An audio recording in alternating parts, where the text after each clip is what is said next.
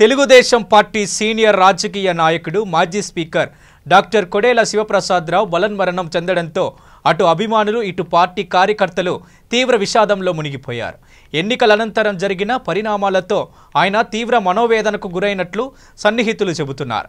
ఇటీవల కాలంలో తన సన్నిహితులతో తరచుగా మాట్లాడిన కొడేల ఎంతో ఆవేదన వ్యక్తం చేసినట్లు తెలుస్తుంది. నాకు తలవంపులు తెచ్చి నన్ను మానసిక చిత్రవద చేయాలన్నదే ఈ ప్రభుత్వం లక్ష్యంగా కనిపిస్తుంది. వైసీపీ ప్రభుత్వం కక్షగట్టి వేస్తుంది. ఇక కేసుల పేరుతో వెంటాడుతూ దర్యాప్తు పేరుతో ప్రతీకార రాజకీయాలు చేస్తున్నారు. రాజకీయం ఇంత దిగజారుతుందని అనుకోలేదు. కక్షగట్టి నన్ను ఇలా క్షోభకు గురి చేయడం దారుణమంటూ సన్నిహితులతో పేర్కొన్నట్లు మీడియాలో ప్రసారమవుతుంది. బాడీని మార్చడానికి తరలించిన ఏర్పాటు చేస్తున్నారు. వివరాల్లోకి వెళ్ళలేదు, ఎందుకంటే షాక్లో ఉండి వివరాల్లోకి ఇక్కడ వెళ్ళలేని పరిస్థితి. ఏదేమైనా ఆయన కోల్పోవడం వల్ల ఒక సీనియర్ లీడర్ ఆవిర్భావం అందించడం డైనమిక్ లీడర్గా పేరు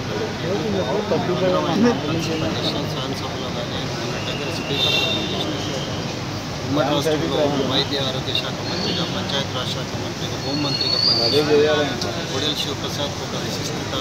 ఆయన స్వయంగా డాక్టర్ ఉండే, పోస్ట్ గ్రాడ్యుయేట్గా ఉండేది.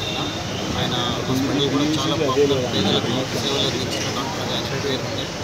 మంత్రిగా ఉన్న ప్రాంతానికి వెళ్తే ఏదైనా ఎమర్జెన్సీ వస్తే ఆపరేషన్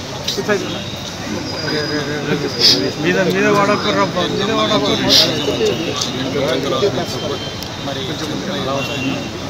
కుటుంబ సభ్యులు కూడా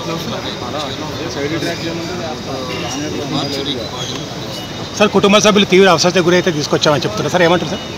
కుటుంబ సభ్యులతో మేము అవకాశం లేదంటే ఆయన డాక్టర్ ఆమె కూడా ఆమె ఏమంటుంది సార్? ఆమె చేస్తున్నాలై కూర్చొని ఉంది. మనం వెళ్ళి ఆమె దగ్గర ఎట్లయిందని ప్రోప్ చేసి వాళ్ళు బాధల్లో ఉన్న కుటుంబం దగ్గర పోయి ఆమెనే నిశ్చేస్తున్నాలై కూర్చొని డాక్టర్లు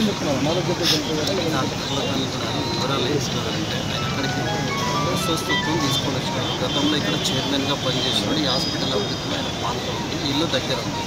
సో వాళ్ళు ఇక్కడికి వచ్చిన తర్వాత షాక్లో ఉన్నారు. వాళ్ళు కూడా ట్రీట్మెంట్ చేసే క్రమంలో 12:20, 12:30, 19 చనిపోయినట్టుగా అఫీషియల్గా అనౌన్స్ చేశారు. వివరాలన్నీ వాళ్ళు చెప్తారు.